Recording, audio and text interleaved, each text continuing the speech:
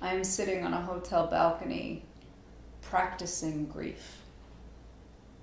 Specifically, I'm sitting in the aftermath of sexual rejection from a former lover.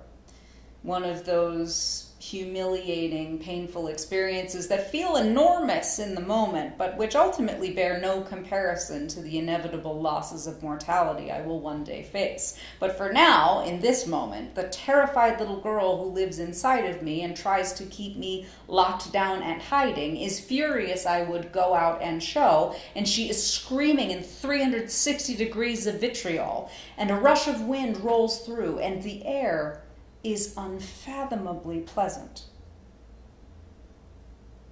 And I notice it. I go to bed and wake in the middle of the night with a fiery hot coal in the center of my chest, and out loud to the empty room I beg her to please let me sleep, and she screams back at me, "This is punishment!" Because she is furious that I tried, and furious that I didn't succeed, and she would be furious no matter what had happened, because I am cracking the walls of our cage of shame with the chisel of eroticism, and that she cannot abide. And through the open window, I hear the movement of the tree across the street, and the sound of the leaves is nothing short of perfection. And I notice it.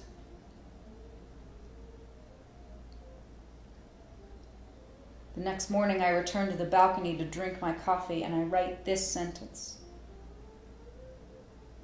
In a moment in my life when I want to be desired more than I want to be loved, he loves me but does not desire me, and that is tragic.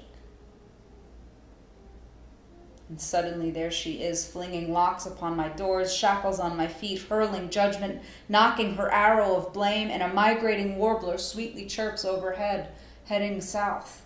And she is exactly where she is supposed to be. And I notice it.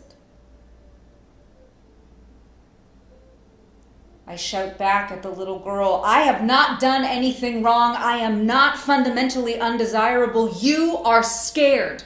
And I hoist a shield welded from 16 years of therapy and meditation and grueling hard work, and I ask, "What are you feeling right now?" The sadness lives in my solar plexus. The disappointment lives in my groin. Relief flows through my neck. There's relief in knowing. And there's anger. I can't actually access its flame, but I know myself well enough to know the pilot light is lit. But it requires a kindling of permission I have a hard time finding on my forest floor.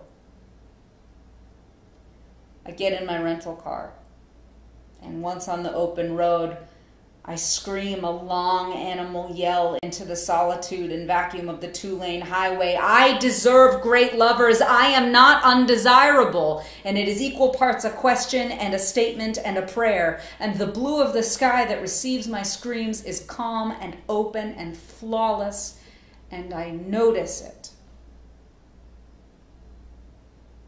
On the plane, I am seated next to a woman who talks unstoppingly, but is still kind and open-hearted, and I am grateful for her distraction because the little girl has tired herself out and gone to sleep for now, and I notice it.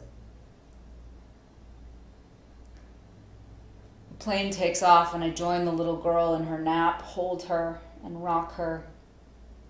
As I head to my home, and as the child quiets, I get just enough space to see how this tiny, excruciating grief is merely practice. Losses will arise, hate and greed will win, floods will come, wars will wage, and there will be a moment when the air is unfathomably pleasant. And I may notice it.